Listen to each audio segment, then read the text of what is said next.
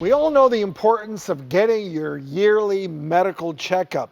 But what about your house? Here to show us how to give our home a health checkup is home and lifestyle expert with 20 years of experience, Kathryn Emery. Kathryn, welcome back. Thanks for joining us. Always good to talk to you guys. I mean, home health checkups so important. We want to make sure we're breathing healthy air, we're getting pure water at home, and that we're doing repairs to make sure that our home is running efficiently, so we aren't wasting money on things like unnecessary home repairs and energy bills. I agree. So let's start with a big one. This isn't necessarily something fun to do, gutters. Kathryn, what can you do if the idea of cleaning your gutters makes you shudder?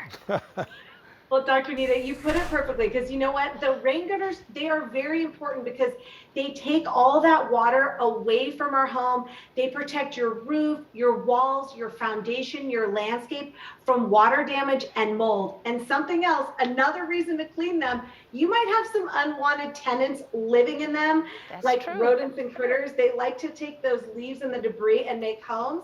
So if the thought of getting up on that high ladder to clean them is almost as frightening as what might be living up there, I have two amazing solutions for you that can help you keep your feet planted firmly on the ground. So number one, go grab your regular garden hose and get a telescoping gutter cleaning wand that you just attach to the end of that hose.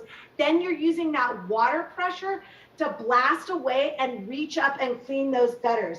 Also, if you have a leaf blower, they also have amazing attachments for those leaf blowers that can use all of that power reaching right up there to literally blow all that debris away. I love that. I love that, yeah, because we were talking about that the ladder can be a dangerous place, especially for people that don't work on a ladder on a regular basis. So those are some pretty cool tools.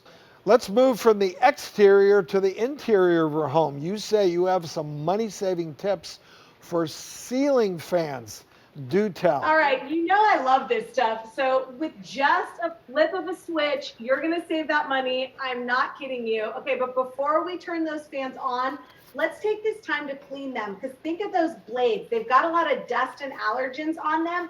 So again, I'm staying away from those ladders like we talked about. They have amazing tools these days that are specifically meant for ceiling fans, just to clean those blades. Now, Dr. Orton, like you said, show me the money. Did you know by simply changing the direction of your fan, you can save money on your energy bill? Isn't that awesome? In the winter, you want to go clockwise, because that is going to create an updraft. So think about it, heat rises. So all that heat that's going up, if you just put it on low, don't put it any higher than low, because if you put it on higher in the winter, you're going to actually feel that breeze.